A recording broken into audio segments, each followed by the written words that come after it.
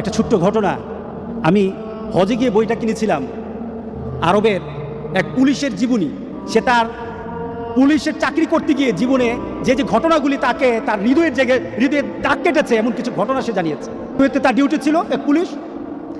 সে একটা অ্যাক্সিডেন্ট হলো, দৌড়ে গেল, পুলিশ তাড়াতাড়ি তার কাছে গেল, দেখলো একটা যুবক গাড়ি অ্যাক্সিডেন্ট করেছে। সে তাড়াতাড়ি সে ছেলেটার কাছে গেল, দেখলো যে তার ছেলেটার অবস্থা খুব খারাপ হয়ে গেছে, কিন্তু তার গাড়ির মধ্যে কোরআন তেলাওয়াত হচ্ছিল। গাড়ির মধ্যে কি চলছিল? কোরআন তেলাওয়াত চলছিল। গাড়িতে কোরআন তেলাওয়াত চলছিল। সে ড্রাইভ করতেছে, সে কোরআন তেলাওয়াত শুনতেছিল। ওই মুহূর্তে সে অ্যাক্সিডেন্ট হয়েছে, তার মুখে যেন বিড়বিড় করে কোরআন তেলাওয়াত চলছিল। সে বিড়বিড় করে কোরআন তেলাওয়াত পড়ছিল। সে পুলিশ বলতেছে, আমি ছেলেটাকে কুলে নিলাম, দেখলাম মুখটা একটু নড়ে, কোরআন তেলাওয়াতের মতো একটু শব্দগুলি বের হয়, আমি বুঝি না। এক পর্যায়ে সে আস্তে করে সে ঢলে পড়ে গেল, তার মৃত্যু হয়ে গেছে। খবর নেওয়া হলো, তাড়াতাড়ি তার খবর নেওয়া হলো। তাকে তার মোবাইল থেকে তার বিভিন্নভাবে তার পরিবারের সাথে যোগাযোগ করা হলো।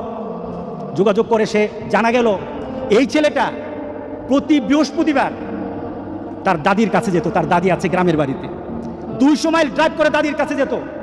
প্রতি বৃহস্পতিবার যেত, দাদির সাথে থাকতো, শুক্রবার নামাজ পড়ে আবার সে ফিরে আসতো, রিয়াদে চলে আসতো। প্রতি বৃহস্পতিবার যেত, আর যাওয়ার সময় সে গাড়ির মধ্যে কোরআন তেলাওয়াত ছাড়তে কোরআন তেলাওয়াতের সাথে মুখ মিলাতে পড়তে সে দাদির কাছে বসতো, আবার বাড়িতে ফিরে আসতো। এটা ছিল তার অভ্যাস। লং ড্রাইভে বের হতো, কোরআন তেলাওয়াত শুনতে যেত। সেইভাবে কোরআন তেলাওয়াত শুনতে কোরআনের অনেকটা হাফেজ হয়ে ছেলেটা কোরআন তেলাওয়াতের সাথে দুনিয়া থেকে বিদায় হয়ে গেল। আরেকটা ছেলের অ্যাক্সিডেন্ট সে বর্ণনা করলো। অ্যাক্সিডেন্টের সাথে কাছে গেল, গিয়ে দেখলো গাড়িতে গান বাজে। তো সে বললো, পুলিশ বলতেছে, আমি তাড়াতাড়ি তাকে তুলে নিলাম, তাকে চেষ্টা করলাম তার শেষ মুহূর্তে একটু কোরআন তেলাওয়াত শোনানোর জন্য, একটু তালকিন করার জন্য, কলেমা পড়া শিখে তাকে একটু শোনানোর জন্য। যতবার আমি তালকিন করি, যতবার আমি লা ইলাহা ইল্লাল্লাহ, যতবার আমি কালেমা পড়াই, ততবার সে গান গায়। নাউজুবিল্লাহ বলি। কারণ তার মধ্যে কিসের গানের যে স্মৃতি, গানের যে একটা মানসিকতা, গানে এতক্ষণ শুনতে ভিতরে যে গানের একটা ভালোবাসা তো তার রয়ে গেছে, যায় না। যেমন তার দুনিয়ার জিন্দেগি ছিল, তেমন তার মৌত হয়েছে। গান শুনতে সে চলছিল, আর গান শুনতে তার মৌত হলো।